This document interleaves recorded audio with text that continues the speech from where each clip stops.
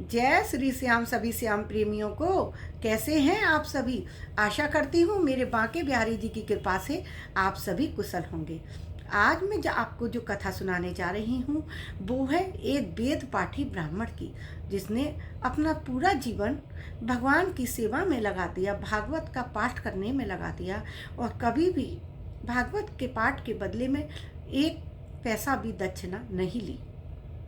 फिर भगवान कैसे उनके घर पे दक्षिणा देने चले आए, क्या हुआ उनके साथ, पूरी कहानी जब आप सुनेंगे ना तो आपके रोम खड़े हो जाएंगे। बहुत ही दिव्य अनुभव होगा। तो इसीलिए वीडियो के अंत तक बने रहिएगा।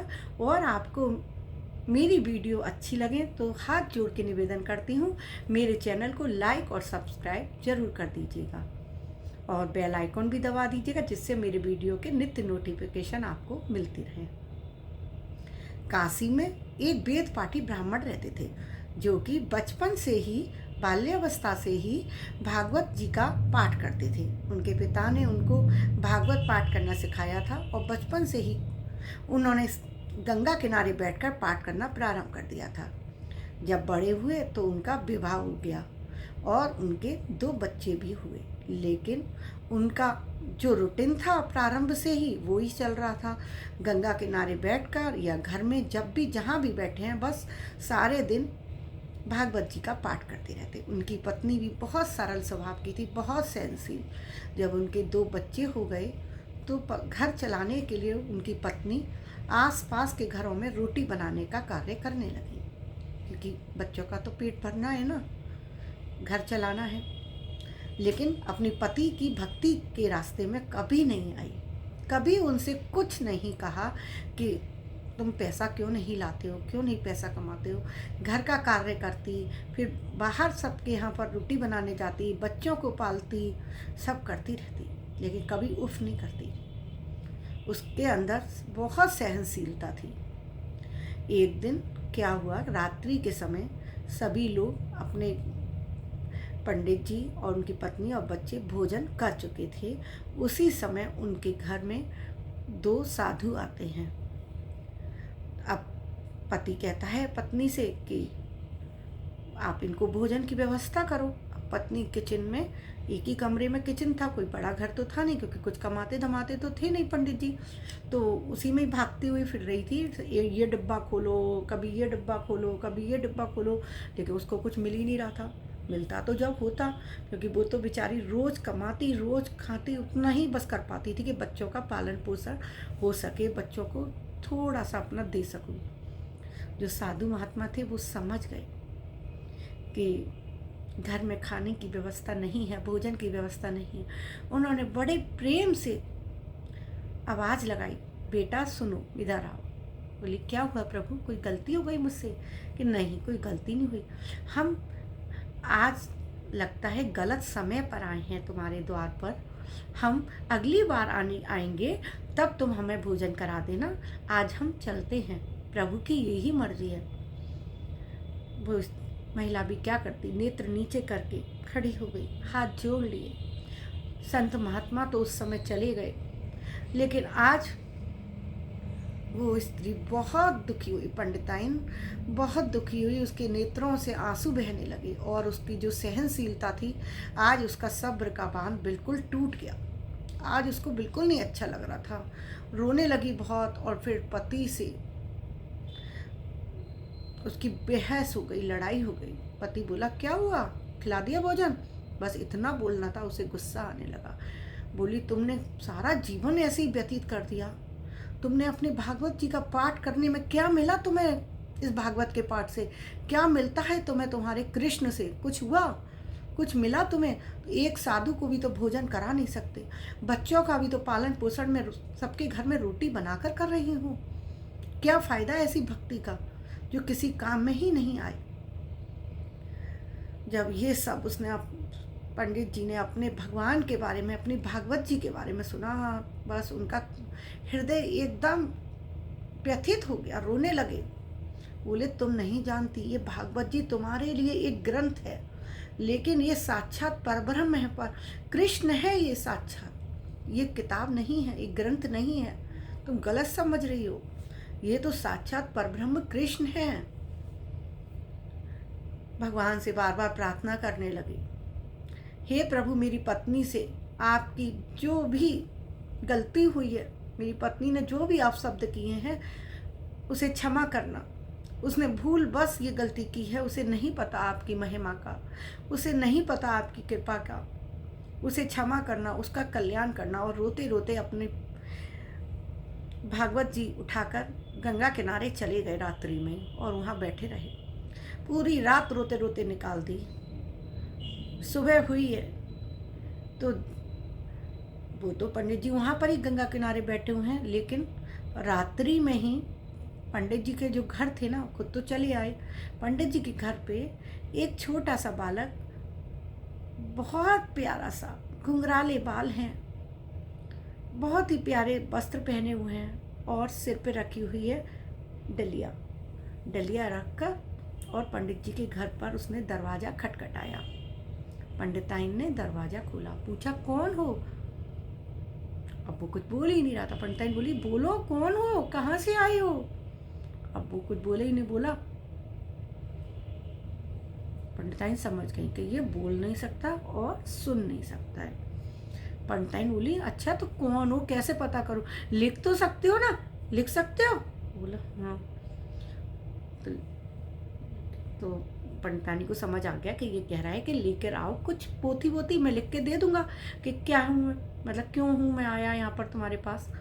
पंडितानी जल्दी से भागकर एक कागज कलम लेकर आई, उस बालक को दिया और उसने उस कागज कलम पर लिख दिया और कागज मोड़ के पंडितानी के हाथ में दे दिया और वो डलिया पकड़ाकर चले गए। ठीक है, अब वो तो चले गए वापस। कुछ देर बाद जब वो चले गए तो पंडितानी ने वो कागज खोल के देखा, उस पे लिखा था,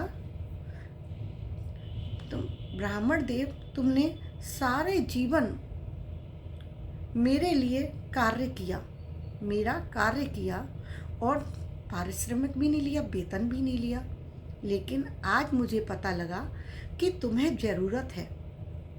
आज मेरे पिता को पता लगा कि तुम्हें ज़रूरत है रुपए की, तुम्हारे परिवार बहुत परेशानी में है, इसीलिए बचपन से लेकर अब तक तुमने जो भी सेवा करी है मैं उसका वेतन देने आया हूँ। ये वेतन जो डलिया में रखा हुआ है ये तुम्हारी सेवा का वेतन है।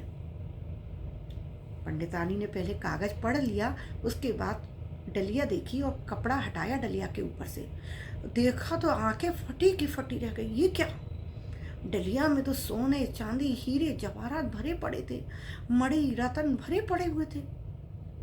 अब तो वो ये सोच रही थी कि ये क्या ऐसे क्या कार्य करते थे भाई, सारा जीवन मैंने रोटी बना बना के निकाल दिया बच्चों को पालने के लिए, एक एक चीज़ के लिए परेशान थे, अभी साधु महात्मा को भी नहीं खाना खिलाया, और ये ऐसे सेठ क्या कार्य करते थे कि उनके पास करोड़ों की संपत्ति, अरबों की, जिन्होंने वेतन में इतना रुपया दिया। बताओ, इन्होंने अपना वेतन जब से लिया ही नहीं था। और बस पंडित जी को बुलाने के लिए जल्दी से अपने बच्चों को भेजा, जाओ जाओ अपने पिताश्री को बुला कर लाओ।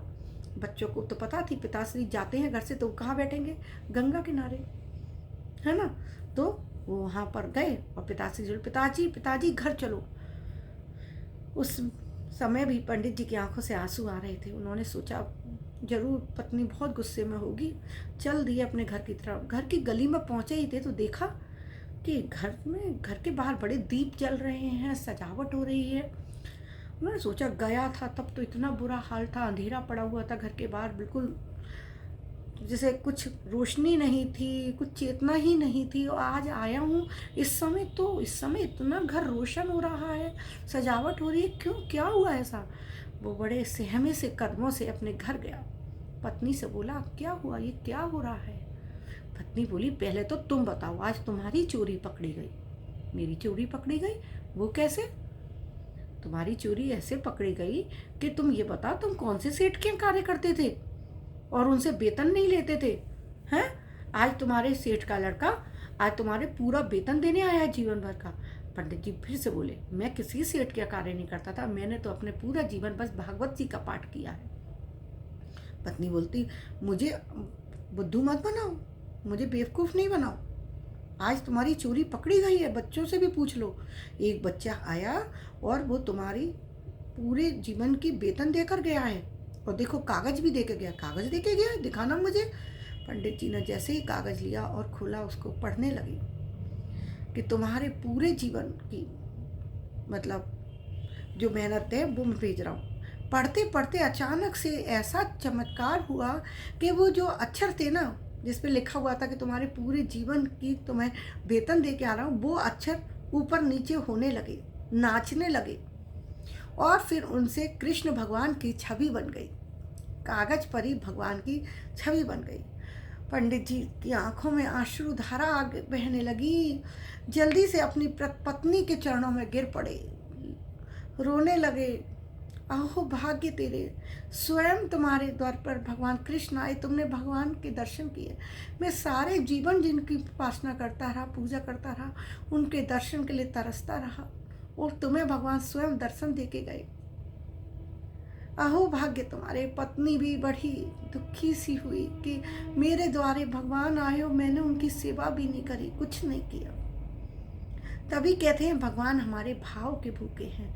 भगवान अपने भक्तों के लिए कितने भी दूर हैं, दौड़े चले आएंगे। एक बार हृदय से पुकार कर तो देखो, भगवान हमसे दूर नहीं है, भगवान हमारे पास ही है, बस हमें पुकारना नहीं आता। एक बार हृदय से पुकार कर देखो, फिर देखो वो तुम्हारे पास कैसे आ जाते। आपको मेरी कथा कहानी अच्छी लग रही हो तो मेरे चैनल पर बने रहिएगा, और मेरे चैनल को लाइक और सब्सक्राइब करना तो बिल्कुल मत भूलिएगा। आपको वीडियो अच्छी लगी हो तो अपने फ्रेंड्स के साथ, रिलेटिव्स के साथ भी शेयर जरूर करिएगा, और बेल आइकन दबा दीजिएगा, जिससे आपको नित्य नोटिफिकेशन भी मिलती रहे। अभी के लिए विदा लेती हूँ। राधे राधे, श्याम मिला दे।